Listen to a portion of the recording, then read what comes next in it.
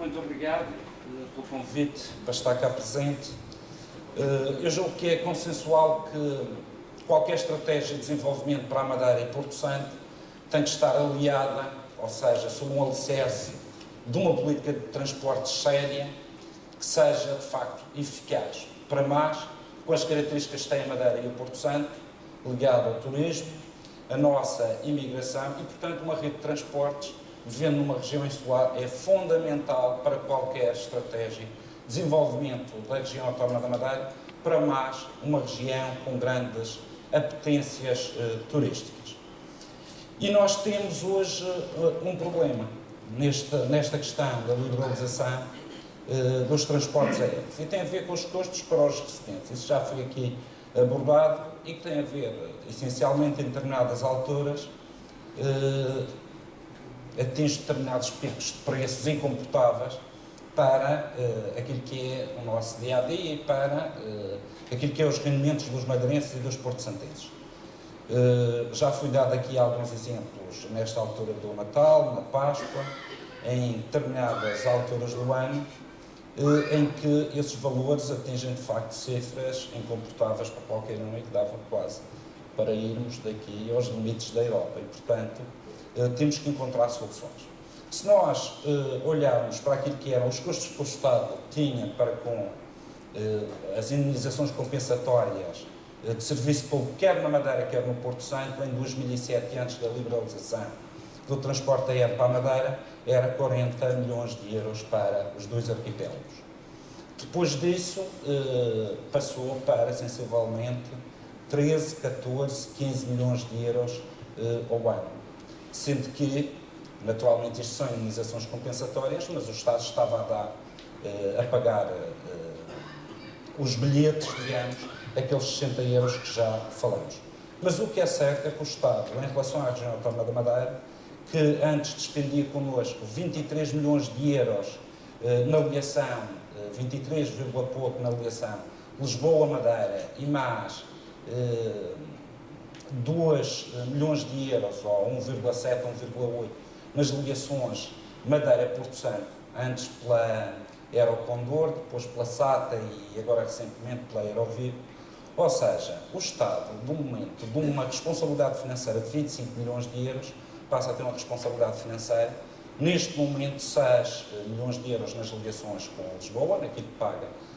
aos residentes, e mais 1,7, 1,8 nas ligações com o Porto Santo, ou seja, de 25 reduz para 8 milhões, sensivelmente 8 milhões de euros, é que são as responsabilidades financeiras do Estado para com a região. Perante este cenário, eu julgo que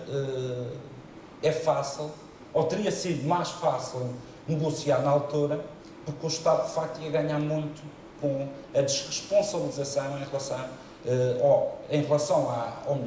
iria ganhar muito com a liberalização e desresponsabilizou-se muito também em relação aos residentes, aos doentes e aos próprios estudantes.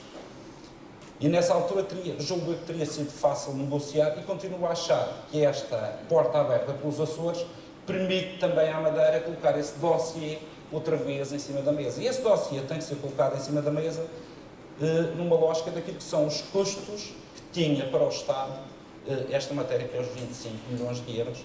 como início de negociação e não os 8 milhões de euros que tem hoje em dia para o Estado.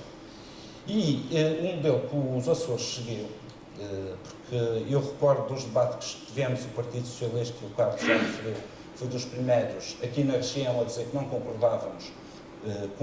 concordávamos com o modelo de liberalização, não concordávamos com a forma como os nossos concidadãos estavam a ser tratados, os residentes na Madeira e no Porto Santo,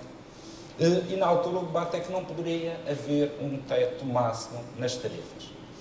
E eu percebo que hoje não existe, se olharmos em abono da verdade, não existe nenhum teto máximo na compra do bilhete. Nos Açores podem pagar 400 euros, mesmo com a nova liberalização, podem pagar 400 euros como nós pagamos aqui. Só que nós vamos receber 60 euros e eles sabem que no máximo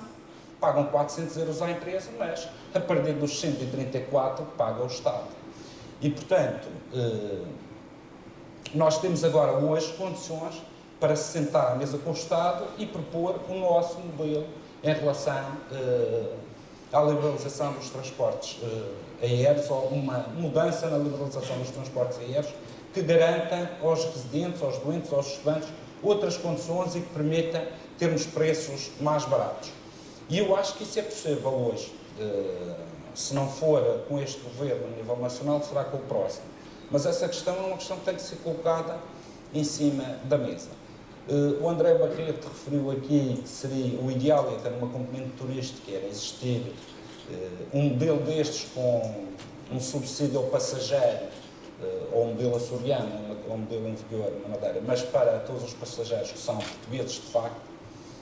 porque isso ajudaria o turismo. Julgo que quando nós tínhamos a arma negocial dos 25 milhões de euros em cima da mesa, isso poderia ter sido possível nas negociações, que foi há 6 anos atrás. Hoje é mais difícil tentar seguir esse caminho, mas julgo que conseguimos ainda fazer aqui uma negociação garantindo aquilo que é o interesse da Madeira, nomeadamente em relação aos residentes da região autónoma da Madeira. Sendo que o Estado, nestes 6 anos, em relação à Madeira e àquilo que eram as indemnizações de serviço público, poupou cerca de 100 milhões de euros com a região autónoma da Madeira. Foi bom para o turismo, é bom a liberalização para os madeirenses que têm tempo para marcar com antecedência as viagens, foi mau para estudantes, para empresários que têm que se deslocar ao continente de um dia para o outro, porque quando este processo iniciou nós pagávamos 220 euros, como paga atualmente os Açores, há 6 anos atrás, nas ligações com o continente, e hoje, de facto, podemos pagar 10 euros depois de receber a compensação, se nós atalharmos hoje uma viagem para daqui a 2 anos e não em épocas altas, mas podemos pagar 400, 500 euros, como já acontece para este Natal. E, portanto, o que